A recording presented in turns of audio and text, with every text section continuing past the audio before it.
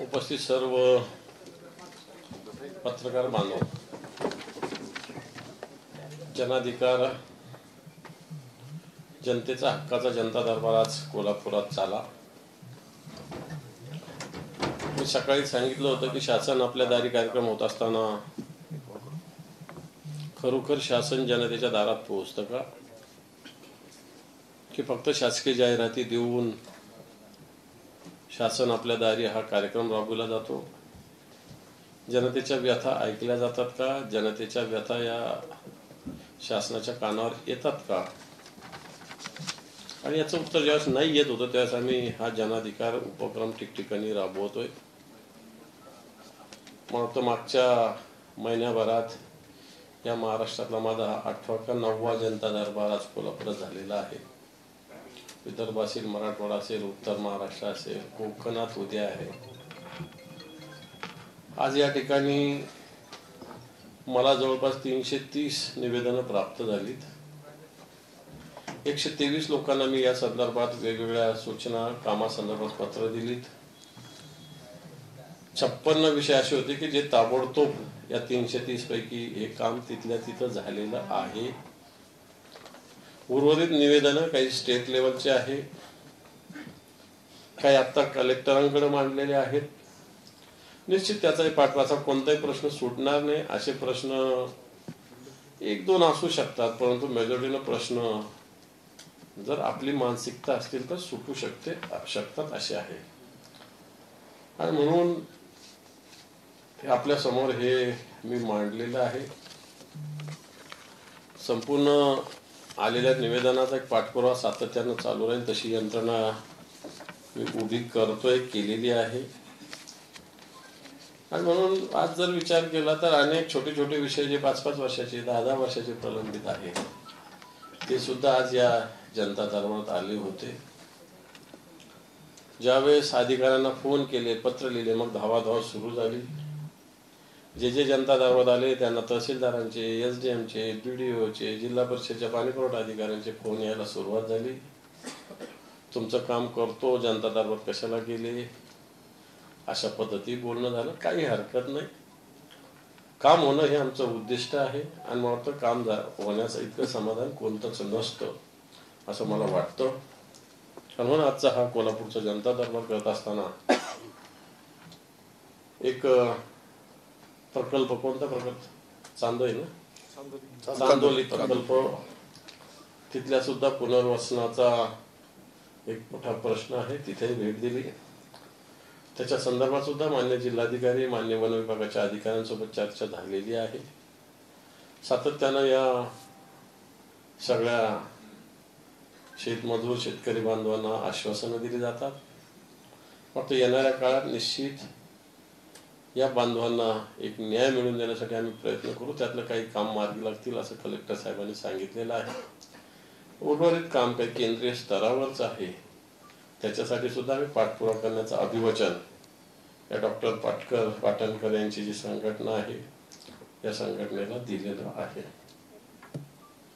कोल्हापूरच्या दृष्टीने एक महत्त्वाचा विषय की कलेक्टर ऑफिस जवळ 57 एकर 17 गुंठ्याची जमीन शासकीय आहे, त्याच्यावर अतिक्रमण झालंय। सत्ताधारी पक्षाच्या काही राजकीय लोकांचे हितसंबंध आहेत, तर तुम्ही विरोधी पक्ष नेते म्हणून त्याच्यात लक्ष घालणार का? मला असं डिटेल्स माझ्याकडे आले तर निश्चित तो कोण असेल, कोणत्या पक्षाचा असेल, शेवटी ती शासकीय जमीन आहे, सरकारची मालमत्ता आहे। सरकारच्या मालमत्तेचं संरक्षण करणं ही सरकारची जबाबदारी आहे। जर इथले अधिकारी करत नसतील तर वरिष्ठांच्या कानावर हा विषय घातला जाईल। त्यांनी नाही ऐकलं तर मला वाटतं आम्हाला पुढे येऊन या जागेचं रक्षण करावं लागेल। साहेब, थोड्या वेळापूर्वी तुम्हाला वरपे कुटुंबीय येऊन भेटून गेलेला आहे आणि तुम्ही चहाला सुद्धा त्यांच्या घरी आता जाणार आहात। हो, जाणार आहे। तुम्ही तिथं पोहोचू नयेत अशी एक व्यवस्था त्या ठिकाणी करण्यात आलेली आहे। 150-200 लोक तिथे उभारलेले आहेत, तर या संदर्भात काही पोलिसांनी तुम्हाला? मी शिवसेना प्रमुखाचा शिवसैनिक आहे। 200 काय 2000 आले तरी मी जाणार आहे, शाब्याला सांगून टाकतो। तुम्ही जनता दरबार घेतला, शासन म्हणते की शासन आपल्या तारीख घेऊन आम्ही प्रश्न सोडवले, या जनता दरबारातून नेमकं हे प्रश्न सुटायला दिसून आले की काय दिसून आलं तुम्हाला? काय म्हटलं? शासन म्हणते की आम्ही लोकांचे प्रश्न सोडवतोय, शासन आपल्या दारी घेऊन जातोय आणि ते प्रश्न सोडवले असा दावा केला जातोय, तुमच्या जनता दरबारात काय मी हे आकडे दिलेले आहे, भले आकडे छोटे असतील, हे व्हेरीफाय तुम्ही करू शकता. तसंच व्हेरीफाय तुम्ही त्यांचं करा, एवढंच माझं सांगणं. मी काही त्यांना नाव ठेवत नाही.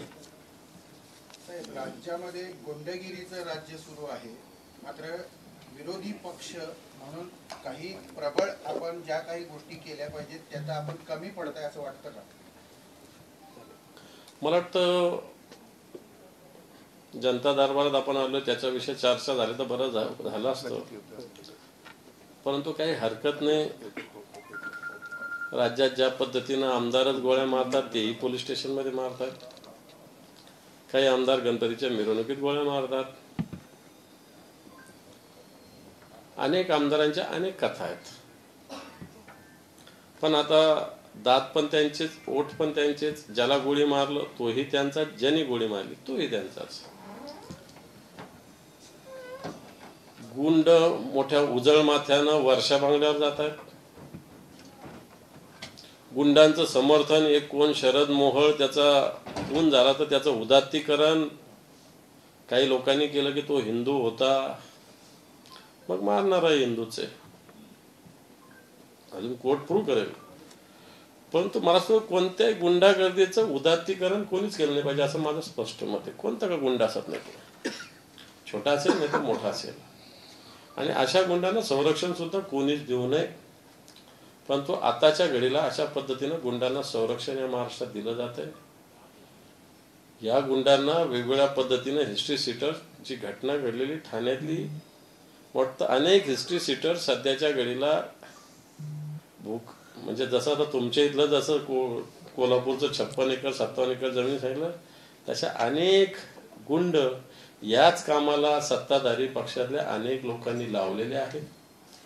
मागच्या काळात आपल्याला आश्चर्य वाटेल, पुण्याच्या ज्या 2 निवडणुका होत्या पोटनिवडणुकीच्या, पिंपरी चिंचवड आणि कसबा, अनेक गुंडांना पॅरोलवर सोडलेलं होतं.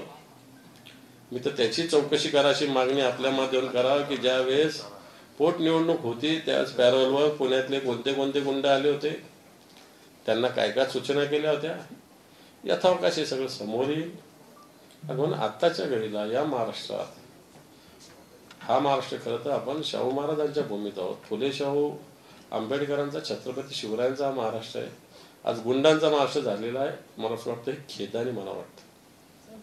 राज्यातल्या 6 जागांसाठी निवडणूक होते राज्यसभेची, तर त्याची अधिसूचना सुद्धा आज संध्याकाळपर्यंत निघेल. राष्ट्रवादी आणि शिवसेनेच्या फुटीनंतरची ही पहिलीच निवडणूक आहे, कसं पाहताय? काय पाहायचं, आमच्या जेवढी संख्या आहे त्याप्रमाणे सगळे खासदार निवडून येतील. त्याला काय पाहिजे. महाविकास आघाडीमध्ये वंचितला समावेश करून घेण्यावर चर्चा केल्यानंतर एक मसुदा महाविकास आघाडीकडे आणला आहे, कसं बघताय? मला असं वाटतं चर्चा चालू आहे, राज्यस्तरावर चर्चा चालू आहे सगळ्या पक्षाची. सकारात्मक चर्चा वंचितच्याही नेत्यांनी झाली असं सांगितलेलं आहे. आणि आम्ही सांगतो की ही चर्चा सकारात्मक होते. लवकरच या महाराष्ट्रात आमचं महाविकासाचं जागा वाटपाचं चित्र समोर येईल. छत्रपती नाशिकमधून निवडणूक लढवतील अशी एक चर्चा आता समोर येते. इकडं भुजबळ जर मैदानात उतरले तर संभाजीराजेंना त्या ठिकाणी उमेदवारी द्यावी असा एक महाविकास आघाडीकडून प्रस्ताव करतोय असं मला काही माहिती नाही त्यात. सर, पत्रकार शशिकांत वैद्यांच्या हत्येला 1 वर्ष पूर्ण झालंय आणि त्यातील जे आरोपी आहे आंबेकर, त्याला रिफायनरीने 4 लाख 4.5 लाख रुपये दिले. आपण म्हटलं होतं वारिसेचं जे पत्रकार आहे त्याचा मर्डर जो त्यावेळेस झाला होता, ज्यांनी केला होता त्याचे सगळे पुरावे होते. आणि आता हे प्रूव्ह झालंय की मला वाटतं अशा पद्धतीने हे गुंड जागा बळकवण्यासाठी, बळजबरी सरकारला भूसंपादन करण्यासाठी, मदत करण्यासाठीच होते. हे मला वाटतं तुमच्या या माहितीतून समोर येत आहे. संजय राठोड यांना लोकसभेच्या रिंगणात उतरवण्याची तयारी सुरू आहे. मात्र त्यांचाच पक्ष सहयोगी पक्ष असलेल्या चित्रा वाघ यांनी मात्र त्याला विरोध केलाय. माझा अजूनही त्या सगळ्याला विरोध आहे. एकूणच अजूनही महायुतीच्या पक्षांमधील नेत्यांमध्ये अंतर्गत आणि एकमेकाला विरोधाचं वातावरण. तुम्ही काय चित्रा वाघ आणि संजय राठोड हे नाही का, तर महायुतीचाच एक आमदार महायुतीच्याच एका नगरसेवकाला गोळ्या मारतो, याच्यापेक्षा काय वेगळं चित्र तुम्हाला सांगायचं आहे. ठीक आहे, थँक्यू.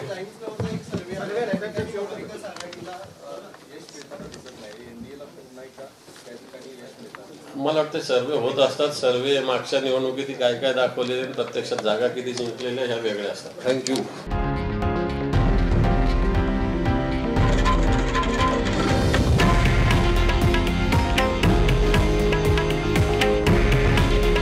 हे आहे देशातील नंबर 1 न्यूज नेटवर्क आणि आपण पाहत आहात TV9 मराठी.